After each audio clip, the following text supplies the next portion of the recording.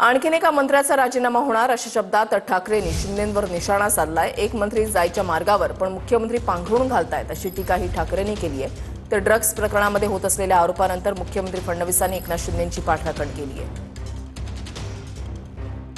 कालच एका मंत्र्याचा राजीनामा झालेला आहे।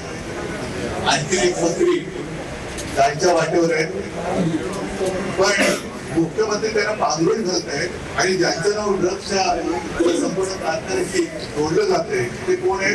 ठाण्याची व्यक्ती आहे। रिक्षावालाचा भाव या संपूर्ण प्रकरणामध्ये जाणीवपूर्वक राजकीय दृष्ट्या कुठेतरी उपमुख्यमंत्री एकनाथराव शिंदेजींचं नाव आणण्याचा जो प्रयत्न चाललेला आहे तो चुकीचा आहे, तो निषेधार्ह आहे। दिशाभूल करून अशा पद्धतीने बादराण संबंध जोडायचा हे काही योग्य नाहीये। या संदर्भात पूर्ण चौकशी आम्ही करतो।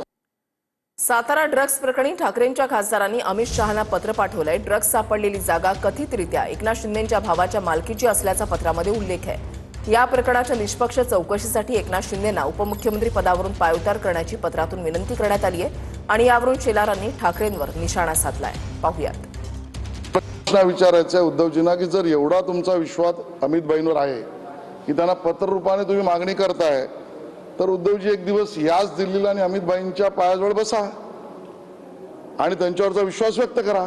अमित भाई देशाचे गृहमंत्री आहेत, या देशाचे मोठे नेते आहेत, त्यांच्या चरणाशी कोणी आलं तर अमित भाई निर्णय घेतील।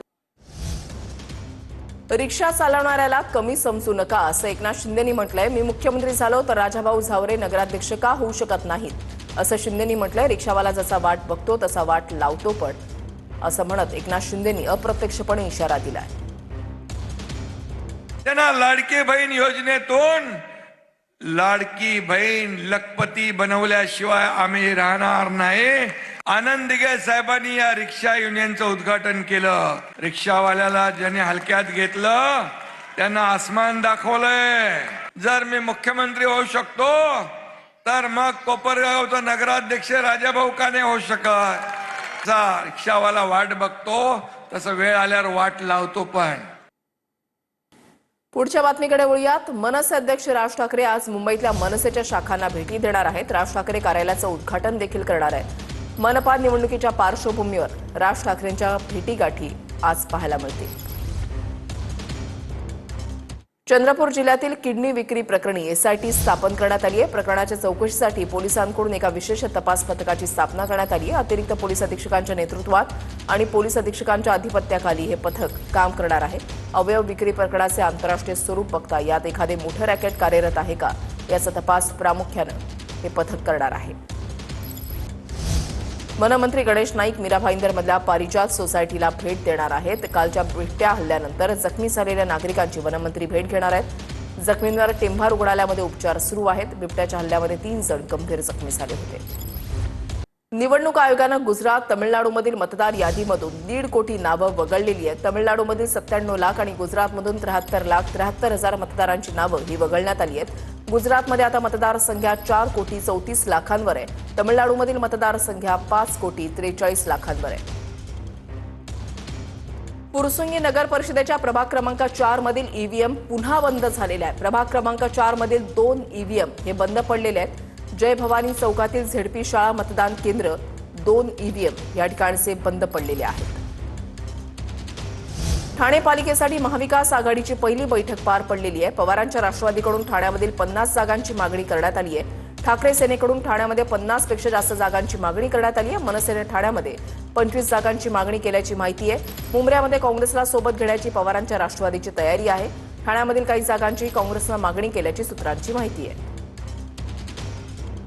पुणे आणि नाशिकमध्ये थंडीचा जोर कायम आहे। नाशिकच्या निफाडमध्ये पारा 4 अंशांपर्यंत घसरलाय आणि थंडीमुळे शेती पिकांवर सुद्धा परिणाम होण्याची शक्यता आहे।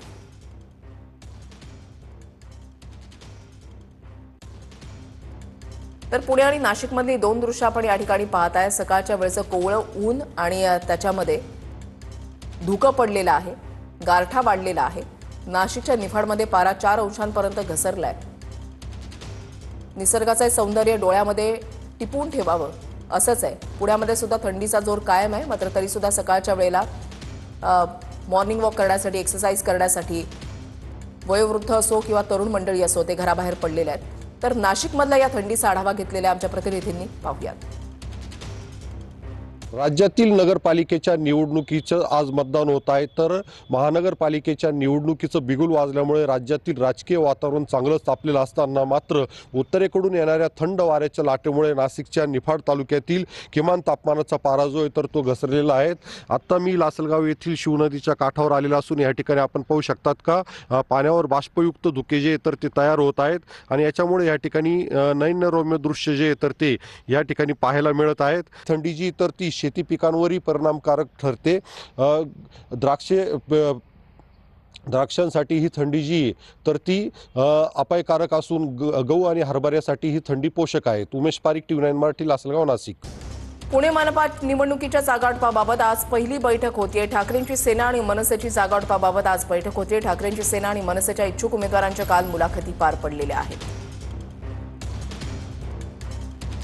पुणे पालिकेसाठी शिंदेच्या शिवसेनेची आज बैठक होतीये. पुण्यामध्ये किती जागा लढवायच्या यावर या बैठकीमध्ये चर्चा होणार आहे.